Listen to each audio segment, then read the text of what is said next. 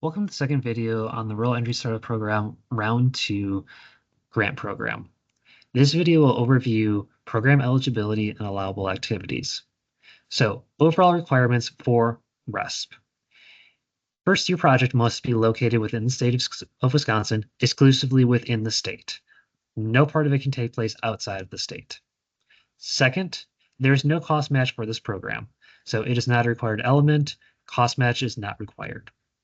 Third, your project must comply with other IIJA and applicable federal requirements, including benefiting rural communities, the National Environmental Policy Act, also known as NEPA, Buy American requirements for infrastructure projects, and the Davis-Bacon Act and related acts. It's important to note that NEPA, Buy American, and Davis-Bacon will be discussed in a different video in more detail. To be eligible for the program, the Commission established eligibility criteria. So first, you must be a unit of local government, city, village, town, or county that was not eligible to receive a direct allocation from the USDOE EECBG. If you have questions on this, please contact our office at oei@wisconsin.gov, and we will be happy to assist you. Second, you must be considered rural for the purposes of this program.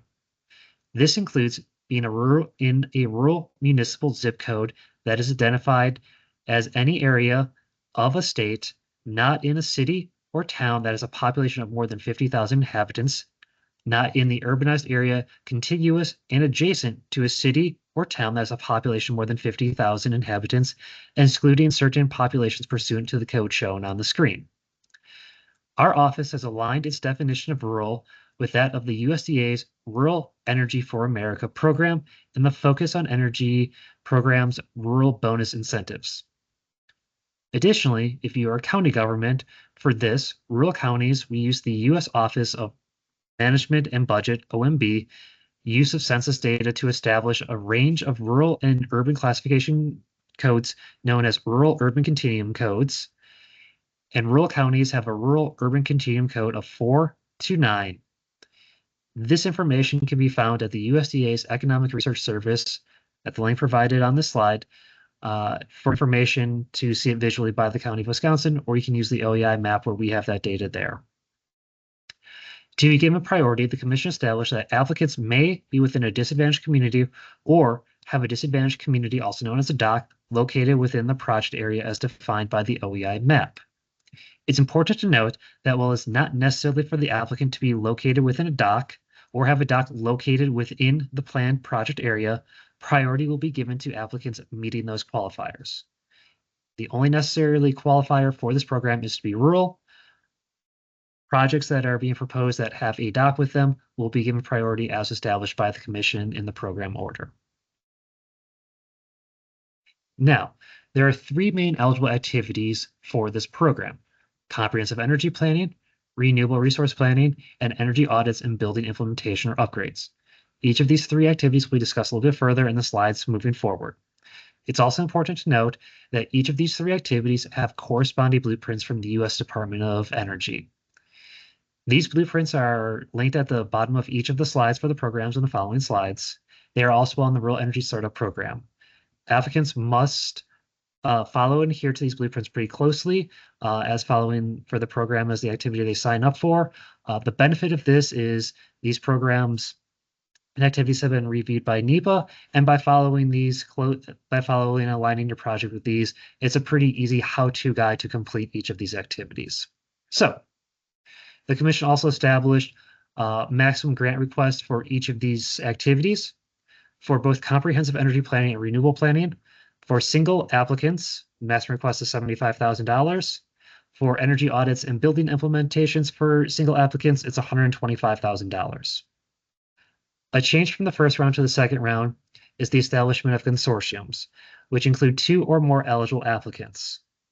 Each of these has a maximum grant request amount. For comprehensive energy planning and renewable resource planning, it is $150,000. For energy audits and building implementations, it's $250,000. A quick reminder that the overall total funds available for this round is $1 million. So what is a comprehensive energy plan? Well, first off, we can look at the bottom there. We have the link to the blueprint of energy planning from the U.S. Department of Energy. That is a helpful place to begin. But for this activity, it funds technical consultant services to assist the eligible applicant in the development of comprehensive energy plan that includes evaluation of current energy use and sources, determination of the entity's potential for generating energy locally, and the creation of goals for energy saving and generation. This is a planning activity that helps the community in a rural area figure out a plan to move forward and look at different options to reduce and make their buildings more energy efficient. Activity 2, Renewable Resource Planning, uses Blueprint 3D, linked at the bottom there, or also found at the Rural Energy Startup Program webpage. This funds technical consultant services to assist the eligible applicant in the development of renewable resource planning to include assessing renewable resources potential with a focus on the greatest value and job opportunities for the area, and setting a collective vision with stakeholders for optimal renewable energy deployment and creating an action plan for formal adoption and implementation. It's important to note that this is a planning activity. This does not actually include funds to implement the project. So please note, this is planning, not implementation. There is a maximum request for $75,000 for a single applicant and $150,000 for a consortium applicant. Last is Activity 3, Energy Audits and Building Upgrades. This follows Blueprint 2A, Energy Efficiency, Energy Audits and Building Upgrades. It's important to note that this particular activity must include an energy audit. The energy audit could have taken place prior to this particular grant and grant funding. If it occurred prior, please note that that cannot be, cost cannot be retroactively attributed to that.